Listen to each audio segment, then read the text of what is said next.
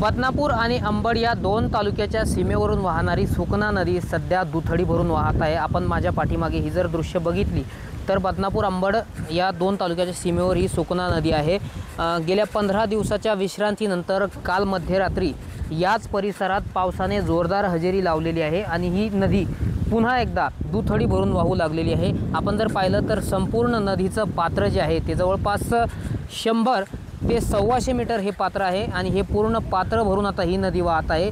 मे महिन्यात झालेल्या अवकाळी पावसाने या भागात मोठ्या प्रमाणात पावसाने हजेरी लावलेली होती आणि ही नदी त्यावेळी दुथडी भरून वाहत होती आणि धोक्याची पातळी देखील या नदीने ओलांडलेली होती। मात्र त्यानंतर पावसाने विश्रांती घेतलेली होती, त्यामुळे शेतकरी या भागातले जे शेतकरी आहेत ते चिंतेत होते।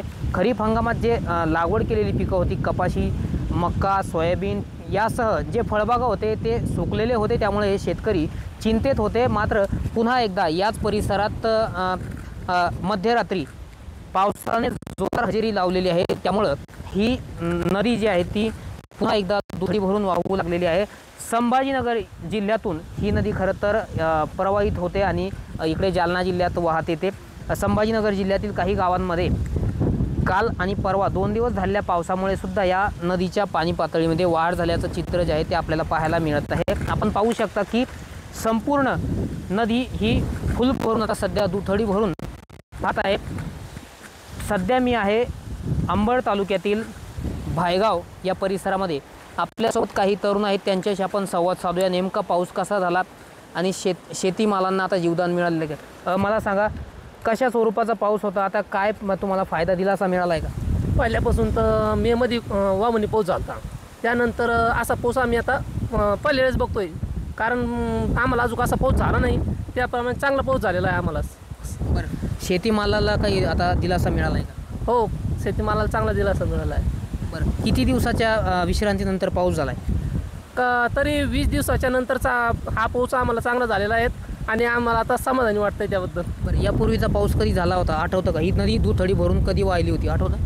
ते 28 मेला अवकाळी पावसानंतर वाहिली होती, त्यातच गावाचा 80% पाण्याचा प्रश्न मिटला होता।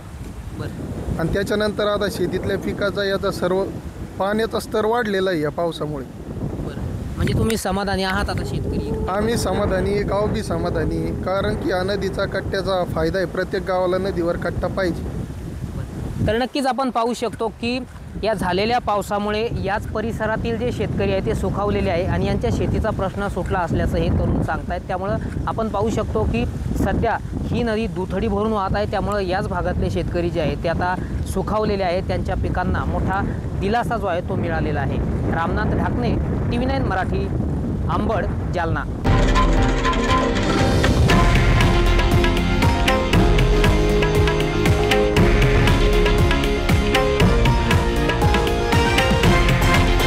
हे आहे देशातील नंबर 1 न्यूज नेटवर्क आणि आपण पाहत आहात TV9 मराठी, एकमेव।